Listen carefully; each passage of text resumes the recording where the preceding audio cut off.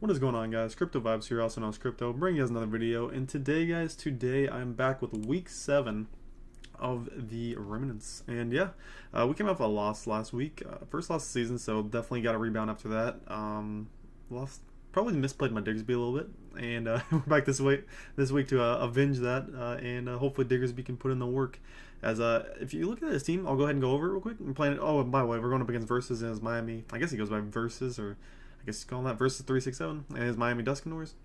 And his team is the Hoopa Unbound, Nidoqueen, Arcanine, Jolteon, Drapion, Leafeon, Goodra, Tilgetic, Keldeo, Krogonal, and Megalopony, with his users being Hoopa Unbound, Goodra, and Keldeo.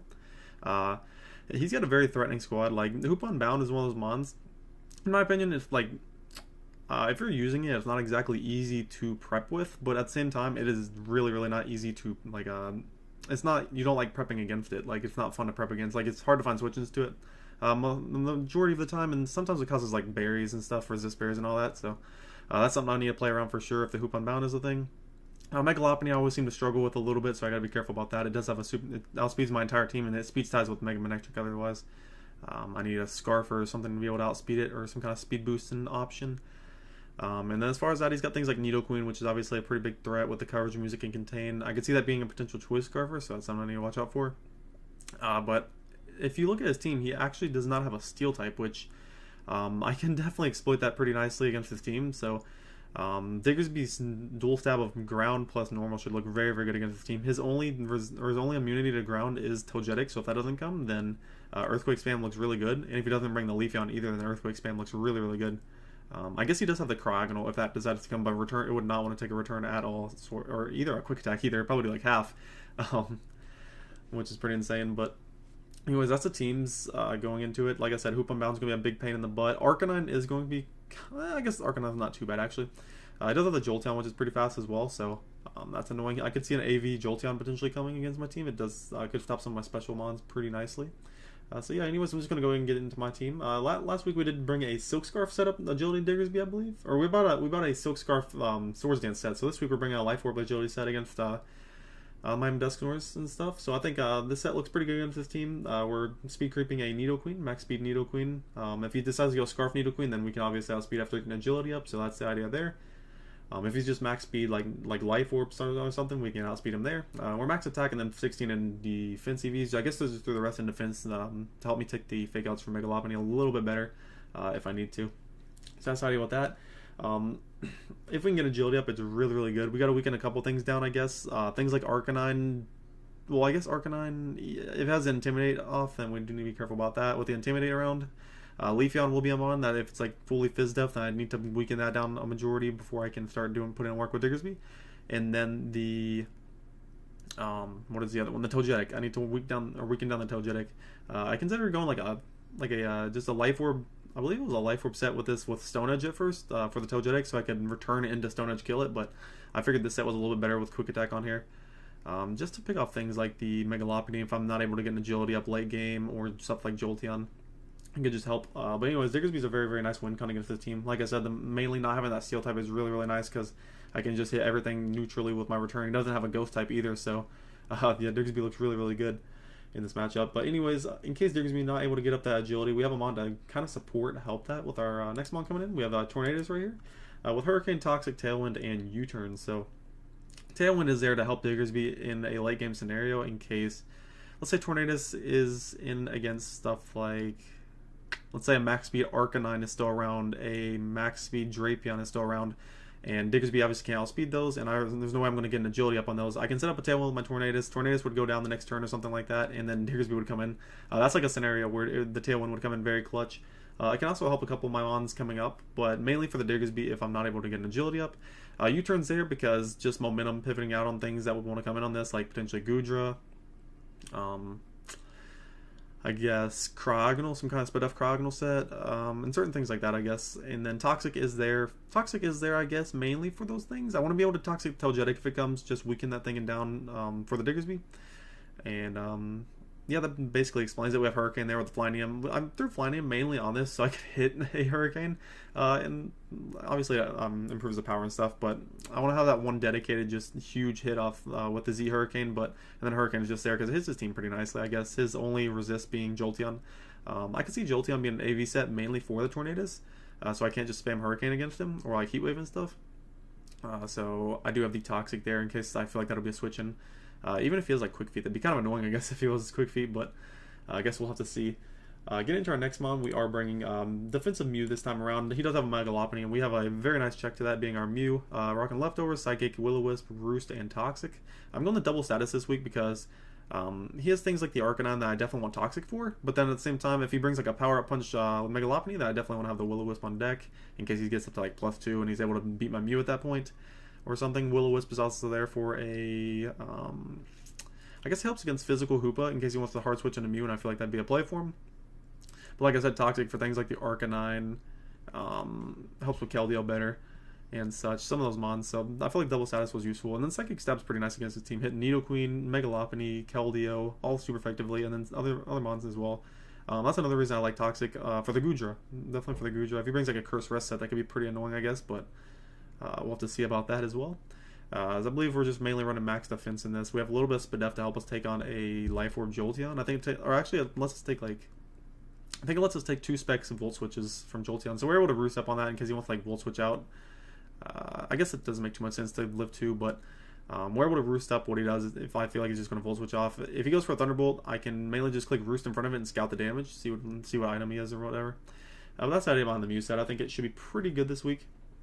Overall, like I said, for the Mega Lopunny. So yeah, that's something I need to watch out for. Now, coming into my next mon, I really need to bring my best response to Hoop Unbound defensively, because I feel like if you have a chance to bring a defensive check to it, then you should. And that's what I'm going to bring with my next mon, being Tapu Fini. We're rocking the Kevia Berry for potential Z Gunk Shot or even just regular Gunk Shot. We have Moonblast, Hydro Pump, Nature's Madness, and Knockoff. 4 attacks this time around. I like the Knockoff because it helps me deal with the Violite from the Togetic, so it helps Diggersby late game potentially. Moonblast plus Nature's Madness, both I like there, because Nature's Madness obviously we want to get it 50% off on whatever his maybe switch in, or that didn't make any sense. Maybe his switch in being something like potentially an AV Jolteon like I was talking about, so Nature's Madness could be nice for that. Moonblast I felt like was necessary just because it hit things like the Keldeo harder and stuff like that. It hit the Hoop Unbound for very solid damage. Basically, the idea with the Kevia is so I can ensure that most of the time I'll be able to get a Moonblast off on it. And after Rocks plus a Quick Attack from my Life Orb, Diggersby can knock out Hoop Unbound if he's not running any bulk. So that's the idea with that, because Hoop Unbound is a pain if he decide to bring it. So this is mainly a Fizz Def Fini. And if he is a specially attacking Hoopa, like that would be able to hit me a little bit harder, but I am still ensured to live a hit because I don't believe he gets any special psychic coverage like Sludge Bomb or Sludge Wave or anything. So that's the idea with this set, and I'm running 8 in speed just in case he tries to creep my Tapu Fini with something like a I guess a Goodra. Goodra's base 80, I believe, yeah, or a Goodra or something like that. Something a little bit slower than me, I guess. That's the idea there. And yeah, knockoffs, and like I said, nice for the Togetic. Nature's Madness plus Moonblast I felt was necessary, and then Hydro Pump hits things like the Arcanine very hard in case it wants to like Morning Sun Wild Charge me down or something like that. I guess it could, because Nature's Madness could only leave it at half, or Moonblast could do it, or not Moonblast, or a Hydro Pump could do a lot. And I do expect him to be physically defensive Arcanine. I guess mainly to deal with. I guess it doesn't. It could be like a mix, I guess. Yeah, it could be like a mix set, but anyways, that's our Tapu Fini set. I felt like Kevia was necessary. It would have been nice to have leftovers here on this set. I debated an offensive Fini for a while just because it had a pretty decent matchup against this team, like a Life Orb set with my Tailwind from Tornado support, but overall I feel like the defensive Fini was a little bit better overall. Anyways, getting my next mon, I'm bringing my Frostlass Rare, Banshee with the Focus Sash, Spike, Signal Beam, Ice Beam, and Toxic. Enough speed. We're running Modest Nature with enough speed to outspeed max speed Arcanine. Max speed Timid or Jelly Arcanine, that is, and then we were running just max special attack and then 8 in HP EVs. Mainly here for the spikes. I do have the Signal Beam on deck because I can dish up enough damage to where the point where my Life Orb Quick Attack from Diggersby can knock out the Hoop Unbound. That's the idea with Signal Beam, as I believe it only really hits that. It can hit the Leafeon, but then I have Ice Beam for that as well. Signal Beam can hit some of the things neutrally that Ice Beam hits not effectively, I guess, which would be what? I guess just Cryogonal, honestly. Yeah, Ice Beam's really nice there, as we still do a ton of damage to Goodra. If he's like just max HP, I believe we do like 40 with that Ice Beam, which is solid damage. Then we have Toxic there for things like Arcanine that want to switch into this. But the main idea with the Frostlass is for this week is to set up spikes, because his whole team is grounded outside of the Togetic, which I think potentially could come, but if it doesn't, then obviously spikes are going to be very nice to get up. And we also do have the Curse Body there, then who knows, that could come in clutch, so... And then getting into my last mon, I wanted to bring rocks this time around, and Mew was not the man for the job this time, so we're bringing Steelix once again. Our Akaberry Steelix was Stealth Rock, Earthquake, Heavy Slam, and Toxic. And we're mainly split up with Akaberry, which kind of coincides differently because Akaberry is mainly there for things like the Arcanine's Flare Blitz, which obviously is going to help out, but then I wanted to mainly be specially defensive this time around to help me take on a Specs Jolteon, which this is basically my best response to a very offensive Jolteon if he does decide to go with that route with it. As yeah, Akaberry's there for Hidden Power Fire. If he does decide to bring Specs Hidden Power Fire, that can do like, I believe like 70% to me if I don't have the Akaberry, even with my investment. So the Akaberry was very nice here as I can Oko it back with Earthquake. If he ever thinks he's in a position to knock me out with the Hidden Power Fire, then my Oko would pop and I can live that and just knock him out with Earthquake. That's very nice. Getting up rocks is very good for his team. Like, he has things like Arcanine, which could be a nuisance to me. I do want to get rocks up for that. Togetic, once again, weaken that thing down. And then just overall cripple his team. With a combination of Stealth Rocks plus Spikes are very, very good against his team. So that's the idea with that. And then just max HP. Overall, I feel like it was pretty necessary. And then Heavy Slam for things like the Cryogonal. I guess it hits things like the Hoop Unbound a little bit harder than Earthquake would, I think. And then Togetic, yeah, it does a lot of damage to Togetic, so that's very nice. Togetic really can't do much to me in response, so that was the idea with that. And with that being said, I'll just go ahead and get into the battle. And alright guys, we're back in the battle, up against Versus and his Miami Dusknoirs. And as you can see, he did decide to bring the Jolteon, Goodra, Drapion, Arcanine, Nidoqueen, and Megalopony. And on our side, you obviously see the Tornadus, Diggersby, Mew, Tapu Fini, Frostlass, and Steelix. So right away, he has a couple potential leads in my opinion. He has things like the Jolteon, which can be a good lead. It Volt Switches out on the majority of my team outside of Steelix, although I was thinking he might predict me to just lead Steelix and get up rocks. He has things like Arcanine, which matches up pretty nicely against my potential leads as being like stuff like Steelix and even the Frostlass. And then even the Nidoqueen could be a potential lead, but I didn't think he would do that just in case I led with like a Scarf Diggersby or a Steelix lead. So mainly thinking the Jolteon or Arcanine will be a lead here, so I actually decided to lead with my Steelix and get up rocks immediately on his team. I felt like it was pretty nice just helping Diggersby late game, so that's what we're going to decide to do here as we lead off with our Steelix as he leads with Arcanine. And right here, because of the Akaberry, we can take any fire attack very nicely as he goes right for the Flare Blitz. And based off that damage, he has a little bit of attack investment, but as we see, he's leftovers right there, so he's mainly defensive. I believe, like I said, I think he's mixed. I don't remember exactly at this point, but right here, I believe I actually just double out right here into my Tapu Fini, which I want to keep my Steelix healthy just because Jolteon around, and I realized he could have the Wild Charge, and I forgot to mention this at the beginning of the battle, but I realized he could have the Wild Charge here, and that would like that would do pretty nice damage to my Fini, but I know I can take it. But one of the reasons I am using my Fini's life isn't as important as it originally was. I'm using it to take on the Arcanine basically, and that wasn't its main job in the team builder. Its main job was to take on Hoop Unbound, but as you can see, it doesn't bring Hoop Unbound, so Tapu Fini can kind of deal with the Arcanine like I needed to. It does nice against things like Nidoqueen if I'm healthy. It can take on Megalopony as a secondary check besides Mew, but I figured it was pretty nice against the Arcanine, and I definitely thought my Steelix's health was more important against Jolteon and such late game, so you can go for the Wild Charge. It does 35% to me, and I can just go for the Nature's Madness right here. I thought he'd potentially switch out to Jolteon right there if it was like a specially defensive set AV or something like that, but he just stays in, and he goes for the Morning Sun on the next turn, and I actually go for Hydra right there, showing that does 91.9% to him. So after that, I know he's going to try to attack me with a Wild Charge here again. I could have went hard into Diggersby, but that was like way too risky in case he just went straight for Flare Blitz for some reason. I could have went back into Steelix, but I think I actually go into my defensive Mew right here because I know I can take a Wild Charge very, very easily. He cannot like paralyze. I don't even know if Wild Charge paralyzes actually, but he can't paralyze anyways because of the Misty Terrain. And right here, I believe I just go straight for Psychic. He could have went into Drapion, but I could have just switched out immediately on that, or even Will-O-Wisp it. So I do take out the Arcanine there. He brings in his Drapion.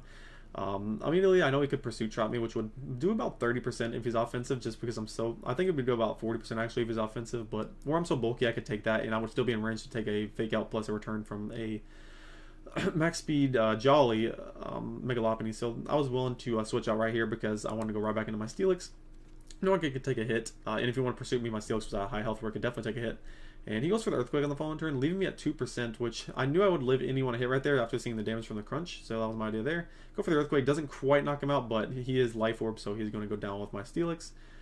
So that being said, we are at 5-4 at this point. He brings in the Goodra. I go hard into Frostlass right here because I figured a few layers of spikes could be very nice to put for Diggersby because it ensures that my return can knock out things like the Goodra, or my return or Earthquake can knock out things like Goodra.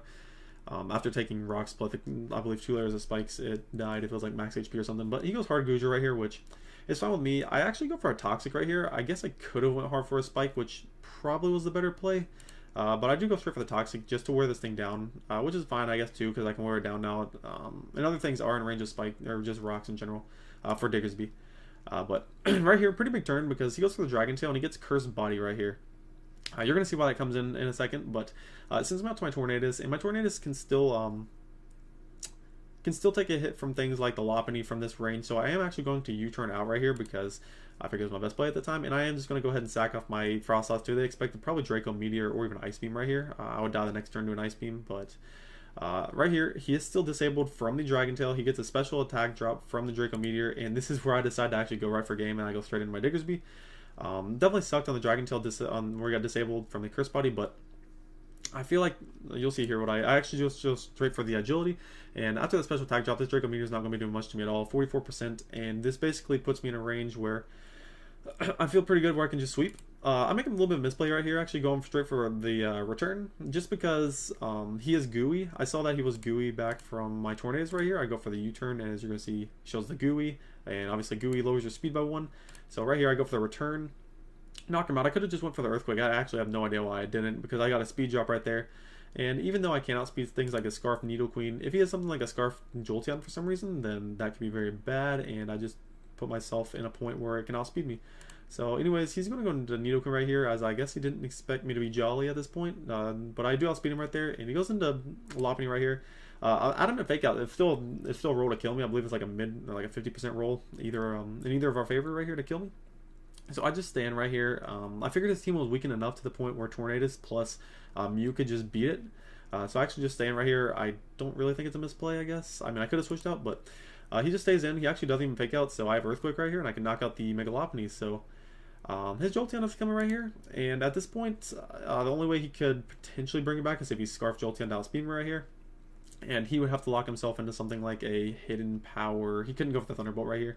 He'd have to basically lock himself into something like a Hidden Power Ice or even a Shadow Ball, which actually Shadow Ball doesn't affect me, so he'd have to lock himself into a Hidden Power, which could not kill Feeny, but as you're going to see, he is actually not Choice Scarfed, and we are going to be able to knock him out right there with the Earthquake. So Diggersby redeeming itself after last week. I feel like I misplayed the Diggersby last week, like I talked about if you saw it, but redeeming itself this week, picking up 4 kills. And it's looking solid. So yeah, we are bounced back, and we are sitting at 6-1, I believe, plus 20 now for the season. So very tight race though, going and getting close to the playoffs. So definitely got to keep it up, as we definitely got some hard matchups coming up. I believe we're going up against Hammer times Stone next, and he's definitely got a threatening squad of stuff like Tapu Koko, Mega Pidgeot, and I believe he has a Sandcore of Gigalith and Excadrill. So that's something we definitely got to watch out for. But anyways, if you guys did enjoy this video, be sure to leave a like and subscribe if new. I really would appreciate it. That's going to be it for me, guys. Peace.